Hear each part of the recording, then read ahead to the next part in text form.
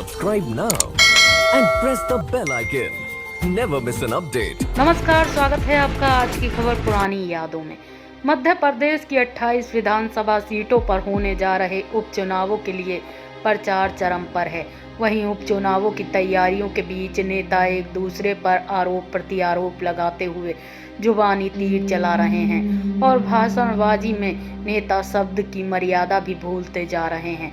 जहां बीजेपी और कांग्रेस ने पूरी ताकत झोंक रखी है, दोनों ही पार्टियों के नेताओं में जुबानी जंग भी चल रही है। दोनों ही ओर से वार पलटवार जारी है। बयानों का स्तर लगातार गिरता जा रहा है। बीजेपी नेता ज्योतिरादित्य सिंधिया ने शनिवार को एक चुनावी रैली में कांग्रेस नेता कमलनाथ पर उन्हें कुत्ता कहने का आरोप लगाया। वहीं कमलनाथ को जवाब देते हुए ज्योतिरादित्य सिंधिया ने कहा है कि हाँ, मैं कुत्ता हूँ जो हमेशा अपने मालिक के लिए वफादार रहता है। बीजेपी सांसद ज्योतिरादित्य सिंधिया ने कहा कि कमलनाथ जी यहाँ आते हैं, अशोकनगर में आए हैं, इस पर जनता जवाब देती है नहीं आए हैं। ज्योतिरादित्य सिंधिया ने कहा कि और वो कहते हैं कि मैं कुत्ता हूँ। कमलनाथ जी सुन लीजिए, मैं कुत्ता हूँ क्योंकि मेरी मालिक मेरी जनता है। मैं कुत्ता हूँ क्योंकि कुत्ता अपने मालिक की रक्षा करता है।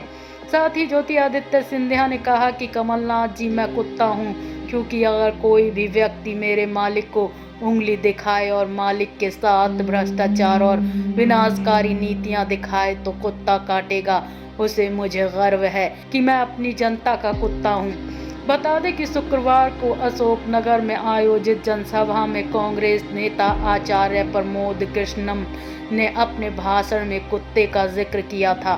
कृष्णम ने कहा था कि जिस तरह से एक पिल्ले की रक्षा के लिए कुत्ता आगे आ जाता है, उसी तरह से यहाँ के विधायकों को कार्रवाई से बचाने के लिए कुत्ता आगे आ गया था।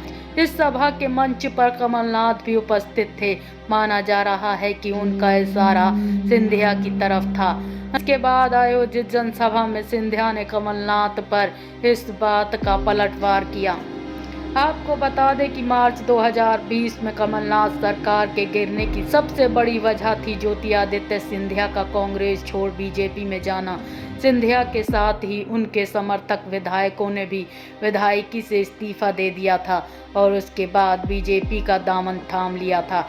इस तरह विधानसभा की एक के बाद एक 25 सीटें खाली हो गई थी और 3 सीटें विधायकों के निधन से रिक्त हो गई थी। नतीजन मध्य प्रदेश में 28 सीटों पर उपचुनाव हो रहे हैं।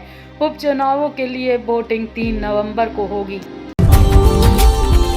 Subscribe now and press the bell icon. Never miss an update.